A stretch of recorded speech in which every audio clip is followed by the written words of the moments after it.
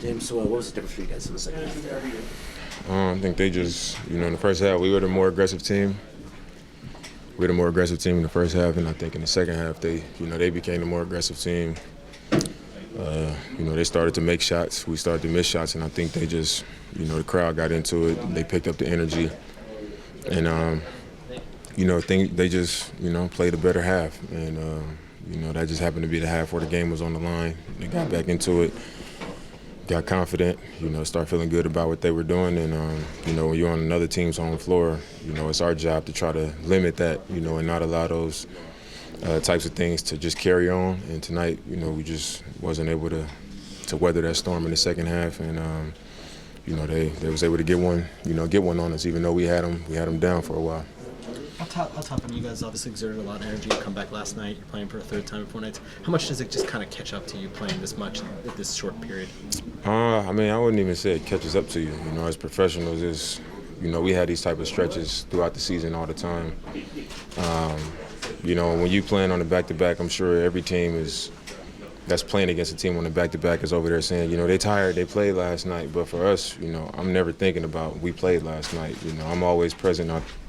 I'm pretty sure that most NBA players are present in that night and, are telling themselves in their head, like, it don't matter, we can push through and get it done. But I think it is a factor, you start to, feel some fatigue and, you have some mistakes and some breakdowns and stuff like that. And I think that's, probably something that comes from being, out there back-to-back nights, travel.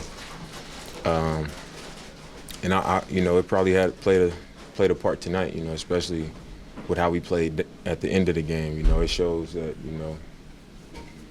hitting front rim, missing shots, just not being a little bit late on the rotation, some fouls, that just shows fatigue. Those are fatigue plays, and, I guess it's possible that it played a factor down the stretch, and it was part of them being able to take over the game in the second.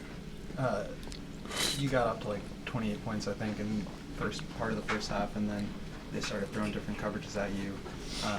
How much does that affect you? I know you've seen everything before, but during the course of a game when they start throwing traps or hard edges, things like that. They just pretty much started just running two people at me.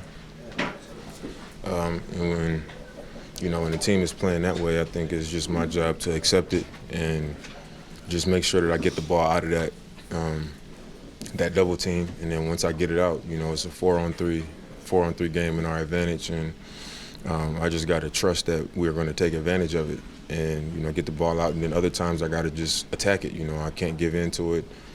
And I try to mix it up, just they come, I'll drag them out, hit the pocket, make the pass out of it. And then other times, if I felt like I could turn the corner, I went around it, I split it. I just tried to, keep them off balance a little bit, give them different looks.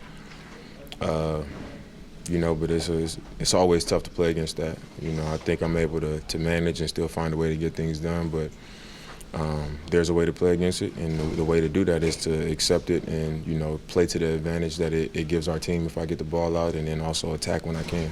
I think there was a sequence in late third quarter or fourth quarter you called for high horns 6 or 7 straight plays. What were you looking for? What did you like out of that?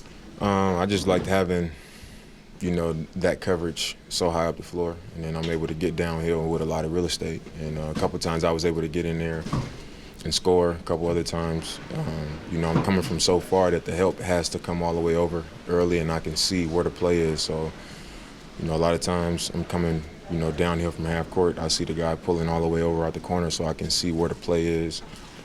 But just really to give myself space, if they're going to play that way, I want to use my speed against the bigs to try to turn the corner, and also take those guys out of the paint from, meeting me at the rim. So basically, you're just looking to either turn the corner or when they stretch out and then you're able to split. Is that kind of the idea? I'm just trying to find some space to attack. How do you leave this trip? Obviously, bad end, but 2 wins, first one of rookies, 2023. Obviously, after winning the first, having 2 really good wins to start, and then playing really well like we did tonight, for, most of the game, I walk away from it, kind of upset that we didn't get all of them because I feel like we should have. But, coming off of the stretch that we coming off of, I think we walk away from this trip feeling good about what we did, getting 2 wins out of 3.